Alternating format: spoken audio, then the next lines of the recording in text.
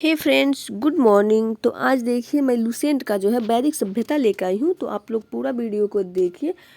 तो देखिए वैदिक सभ्यता है। वैदिक काल का विभाजन दो भागों में किया गया, उत्तर वैदिक काल और ऋग वैदिक काल।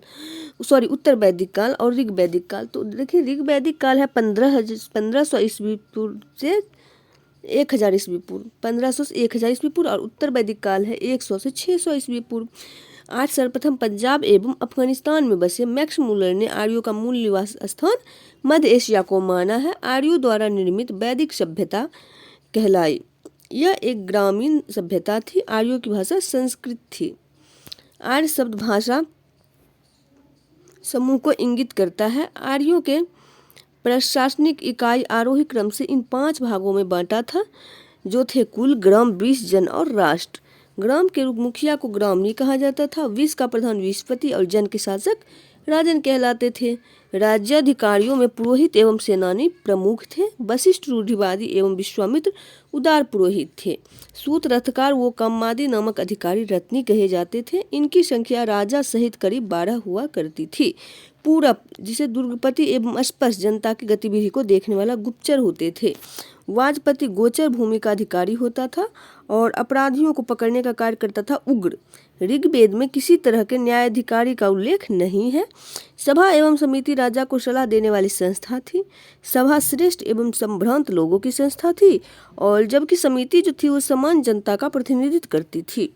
इसके अध्यक्ष को ईशान कहा जाता था। स्त्रियां सभा एवं समिति में भाग ले सकती थी। युद्ध में कबीले का नेतृत्व राजा करता था।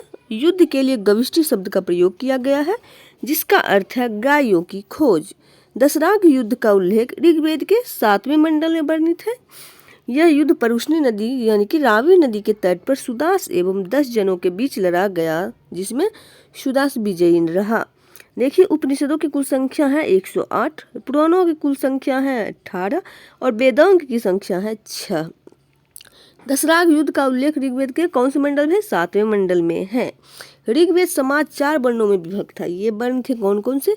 ब्राह्मण, क्षत्रिय, वैश्य और शूद्र। यह विभाजन व्यवसाय पर आधारित था। ऋग्वेद के 10वें मंडल के पुरुष सूक्त में चतुर्वर्ण्यों का उल्लेख मिलता है। इसमें कहा गया है कि ब्राह्मण परम पुरुष के मुख से, क्षत्रिय उनकी भुजाओं से, वैश्य उनकी जंघाओं से और शूद्र उनके पैरों से उत्पन्न हुए हैं। आर्यों का समाज पितृ प्रधान था। समाज की सबसे छोटी इकाई प्रधान या परिवार या कुल थी, जिसका मुखिया पिता होता था, जिसे कुलप कहा जाता था। स्त्रियां इस काल में अपने पति के साथ यज्ञ कार्य में भाग लेती थी। बाल विवाह एवं पर्दा प्रथा का प्रचलन नहीं था। विधवा अपने मृतक पति के छोटे भाई देवर से विवाह कर सकती थी। स्त्रियां शिक्षा ग्रहण करती थी। ऋग्वेद में लोपामुद्रा, घोषा, सिक्ता, अपाला एवं विश्वास जैसी विदुषी स्त्रियां का वर्णन है। गार्गी ने याज्ञवल्क्य को वाद विवाद की चुनौती दी थी। जीवन भर अविवाहित रहने वाली महिलाओं को अमाजु कहा जाता था। जीविकोपार्जन के लिए वेद वेदांग पढ़ाने वाले अध्यापक उपाध्याय कहलाता था। आर्यों का मुख्य पेय पदार्थ सोमरस था। यह वनस्पति से बनाया जाता था। आर्य मुख्यतः 3 प्रकार के वस्त्रों का उपयोग करते थे: वास, अधिवास और उष्णीस। अंदर पहनने वाले कपड़े को नीबी कहा जाता था। नेक्स्ट है चारवाक, जिसके प्रवर्तक चारवाक थे। योग पतंजलि, सांख्य कपिल, न्याय गौतम, पूर्व मीमांसा जैमिनी, उत्तर मीमांसा बादरायण, वैशेषिक कनाद या उलोक। महर्षि कनाद को भारतीय परमाणुवाद का जनक कहा गया है। आर्यों के मनोरंजन के मुख्य साधन थे संगीत, रथ दौड़, घुड़दौड़ एवं धृतकीरा। नेक्स्ट है आर्यों का मुख्य व्यवसाय पशुपालन एवं कृषि था। गाय को अधन्य न मारे जाने योग्य पशु की श्रेणी में रखा गया था।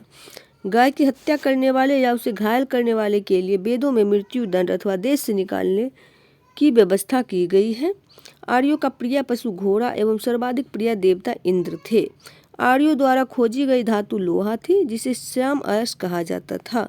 तांबे को लोहित अयस्क कहा जाता था। व्यापार हेतु दूर दूर तक जाने वाले व्यक्ति को पनीक कहते थे। लेन देन में वस्तु विनिमय की प्रणाली प्रचलित थी। ऋण देकर ब्याज लेने वाला व्यक्ति को व्यक्नोट कहा जाता था। मनुष्य एवं देवता के बीच मध्यस्थ की भूमिका निभाने वाले देवता के रूप में अग्नि की पूजा की जाती थी। ऋग्वेद के उल्लिखित सभी नदियों में सरस्वती सबसे महत्वपूर्ण तथा पवित्र मानी जाती थी। ऋग्वेद में गंगा एक बार और यमुना का उल्लेख 3 बार हुआ है। इसमें सिंधु नदी का उल्लेख सर्वाधिक बार हुआ है।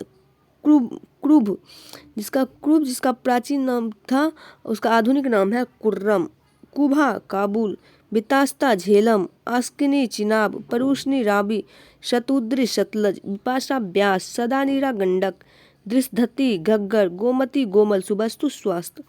नेक्स्ट क्वेश्चन है, उत्तर वैदिक काल में इंद्र के स्थान पर प्रजापति सर्वाधिक प्रिय देवता हो गए थे।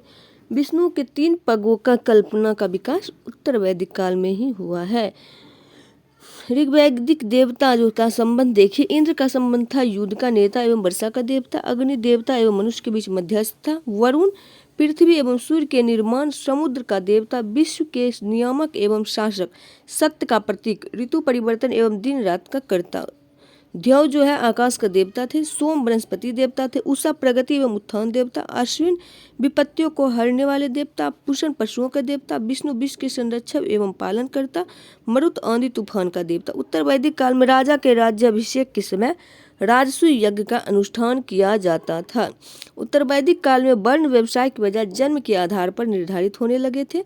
उत्तर वैदिक काल में हल को सिरा और हल रेखा को सीता कहा जाता था। उत्तर वैदिक काल में निष्क और शतमान मुद्रा की इकाइयाँ थी, लेकिन इस काल में किसी खास भार, आकृति और मूल्य के सिक्कों के चलन का कोई प्रमाण नहीं मिलता। सांख्य दर्शन भारत के सभी दर्शनों में सबसे प्राचीन है।